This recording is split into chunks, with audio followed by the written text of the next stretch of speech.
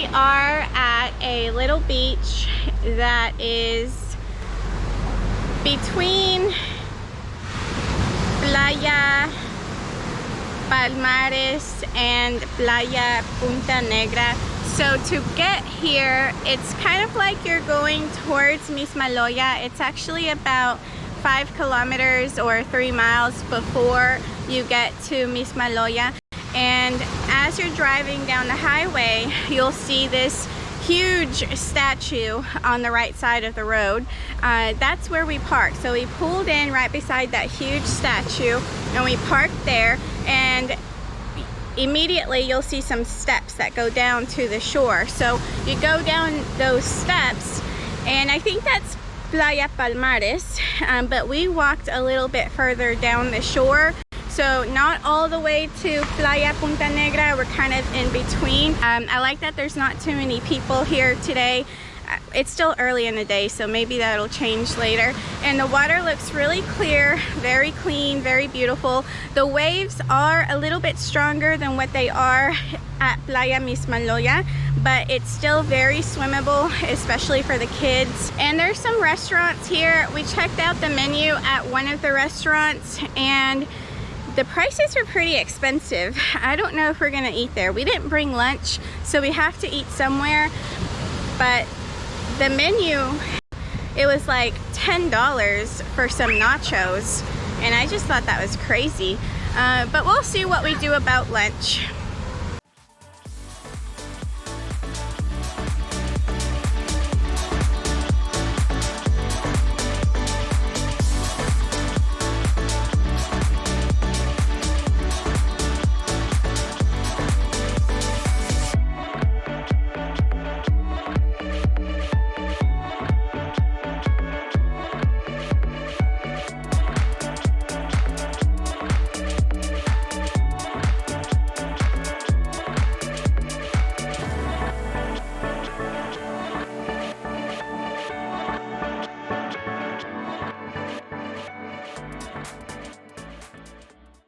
Pros and cons of this beach compared to Playa Mismaloya.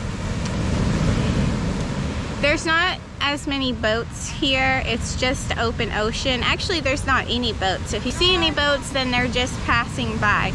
But there are not any boats parked here like there are in Mismaloya. At Mismaloya, there's a bunch of boats that are parked there.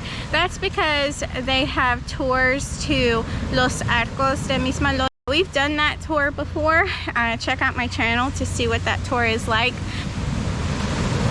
But that's the reason why there's so many boats parked at the beach in Mismaloya, and here there's not any. So I really like that, because the boats at Mismaloya make me nervous.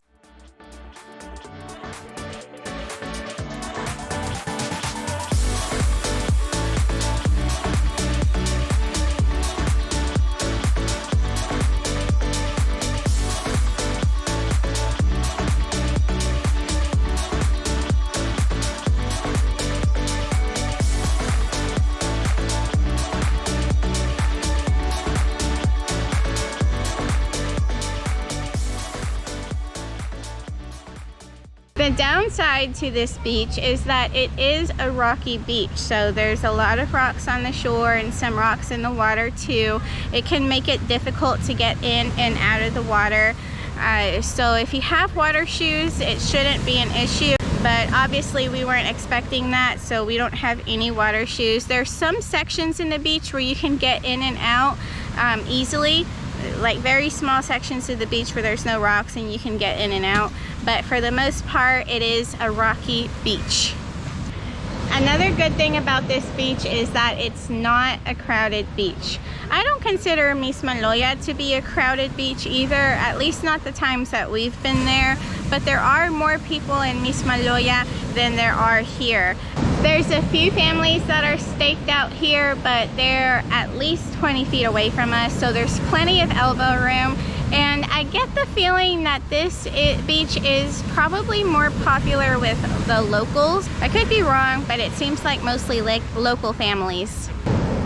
As far as the water conditions go, I think that the beach is a little bit prettier, like the water looks a little bit greener, bluer at Mismaloya, and also the water is calmer at Mismaloya. But that's not to say that this beach is not pretty, because the water is still very blue and very pretty, but just not as much as Mismaloya. And the waves are a little bit stronger here. Still swimmable, but they are stronger. Mismaloya is a very calm beach in my opinion. So if you're looking for a super calm beach, I would say go to Mismaloya. But if you don't mind some waves, then you can definitely come here. And it is still family friendly because my kids are swimming in there without a problem.